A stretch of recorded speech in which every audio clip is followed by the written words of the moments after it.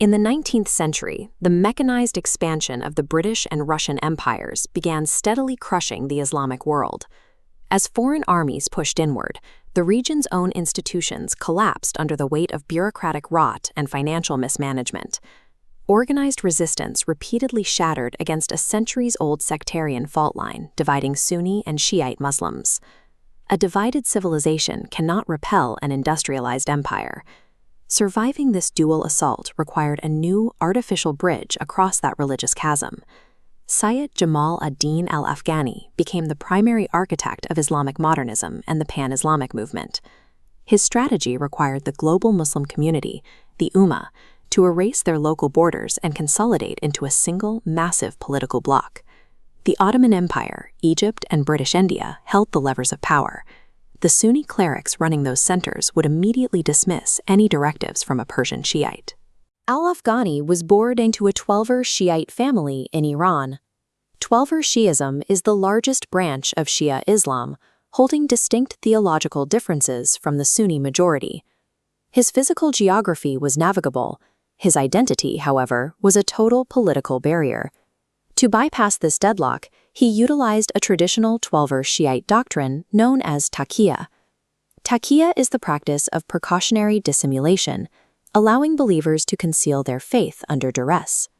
For centuries, persecuted religious minorities deployed this concept as a defensive shield to survive within hostile majorities. Al-Afghani inverted it. He turned a mechanism for hiding into a proactive tool for trans-sectarian political mobilization.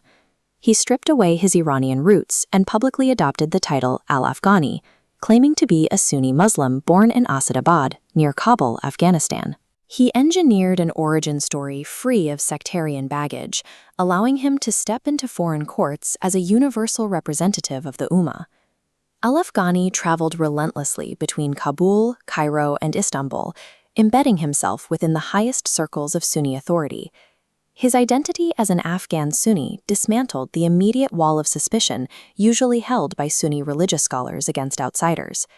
He sat embedded within elite religious circles, quietly introducing radical anti-imperialist political theory into traditional Islamic scholarship. This manufactured authority allowed him to negotiate directly with kings and viceroys, pitting British and Russian interests against one another.